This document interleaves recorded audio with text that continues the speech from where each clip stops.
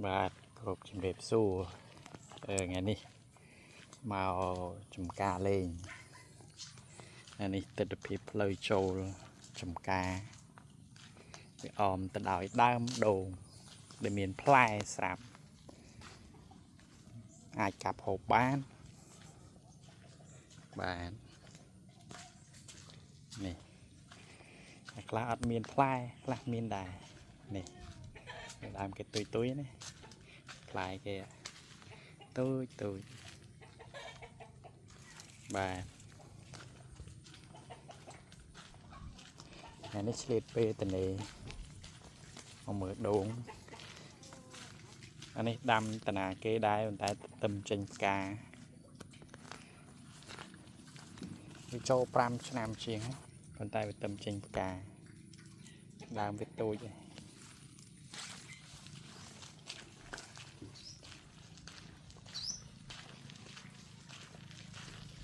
បាទ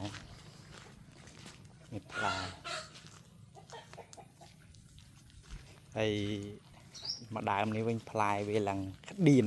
ក្តាំងមកធ្លាយអានេះគេហៅប្រភេទដូងតកែគេ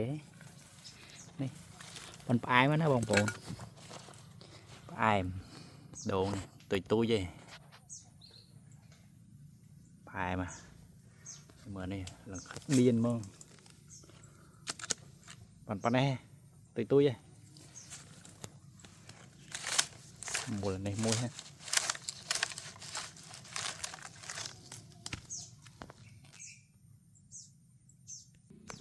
នេះសាច់វាមុំឆ្ងាញ់បាទធម្មជាតិពិតអានេះអង្គុយប្រលេះអានេះអង្គុយឯសាក់ទឹកដូងតិចសិន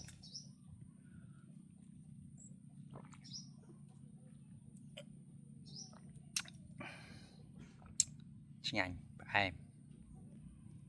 បាទចូលមកដល់ខាងក្រោយរោមបាទ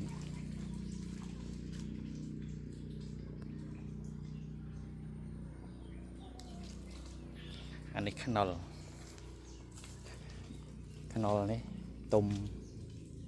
ចិត្តអស់ហើយសល់តែប្រមាណទេហើយបងប្អូនឃើញវាផ្លែទុយចឹងណាប៉ុន្តែសាច់វាក្របច្រើនសាច់ច្រើនបាទតែនេះមិនចង់ទុំទេ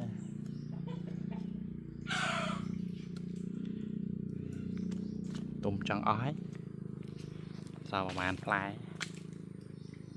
ចូល20ផ្លែ